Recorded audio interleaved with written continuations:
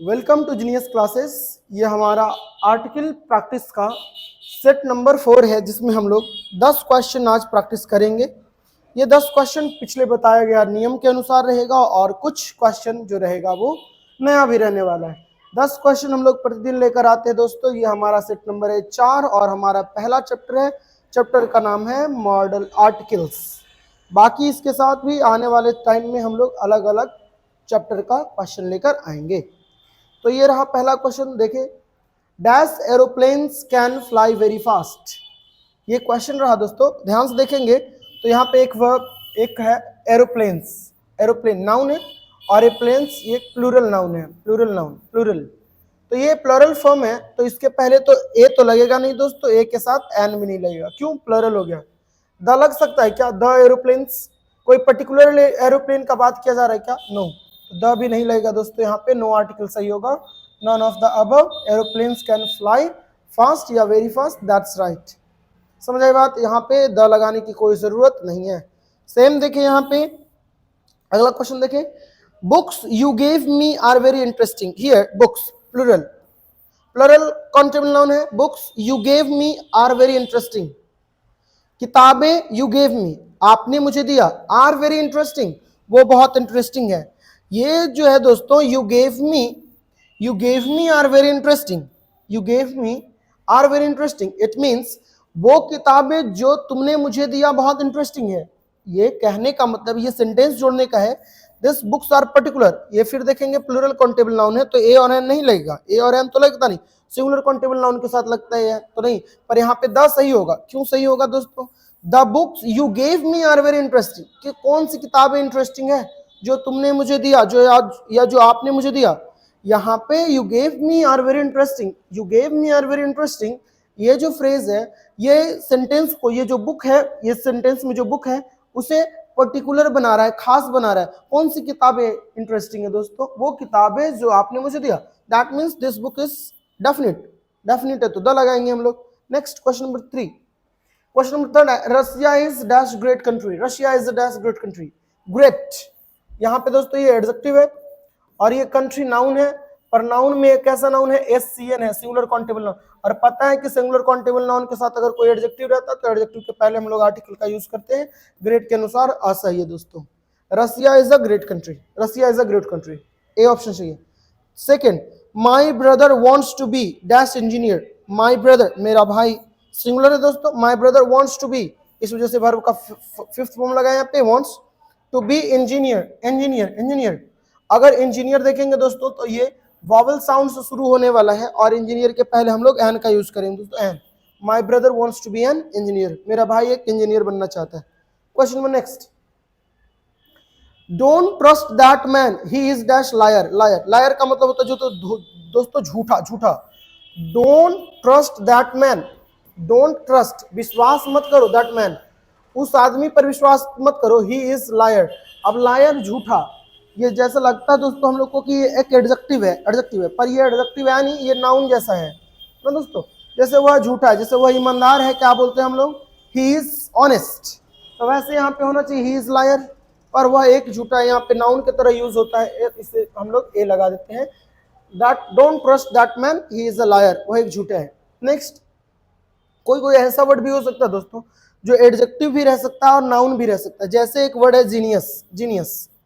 ये जो genius word है, जीनियस एडजेक्टिव का भी काम करता है और नाउन का भी काम करता है, बताएं। तो ऐसे कई हो सकता है जहां पे लग सकता है, नहीं लग सकता है। एडजेक्टिव को मानेंगे तो नहीं लगेगा, नाउन मानेंगे तो लग जाएगा।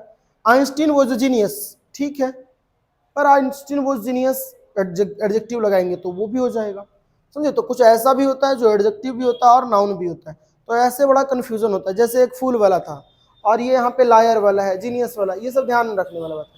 गोल्ड इज प्रेशियस मेटल, फिर देखेंगे दोस्तों यहाँ पे मेटल, मेटल का बात है, मेटल सिंगुलर काउंटेबल नाउन में लिखा हुआ है और यहाँ पे प्रीशियस एडजेक्टिव है दोस्तों, मूल्यवान इसका मीनिंग है। तो गोल्ड एक मूल्यवान धातु है, सोना एक मूल्यवान धातु है, तो यहाँ पे एससीएन के साथ एडजेक्टिव, एडजेक्टिव के साथ यहाँ पे अप्रीशियस, द प्रीशियस नहीं दोस्तों, अप्रीशियस, अप्रीशियस। Gold is a precious metal, यहाँ पे सही हो गया ए। क्वेश्चन नंबर 4 के ऊपर 7 के ऊपर चलते हैं हम लोग। Wisdom is the gift of haven. ध्यान दें, सबसे पहले तो ये देखेंगे दोस्तों हेवन, हेवन हैवन के पहले द का यूज हम लोग कभी भी नहीं करेंगे, पहला बात है।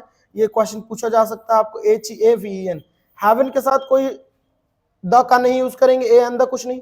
दूसरा है दोस्तों हेल, HELL, हेल, नर्क, नर्क में भी हम लोग नहीं करेंगे। गॉड, गॉड भगवान, गॉड के पहले भी द का यूज नहीं करेंगे हम लोग, समझ आई बात। तो ये सब चीज में हम लोग ए एंड द का यूज नहीं करते हैं।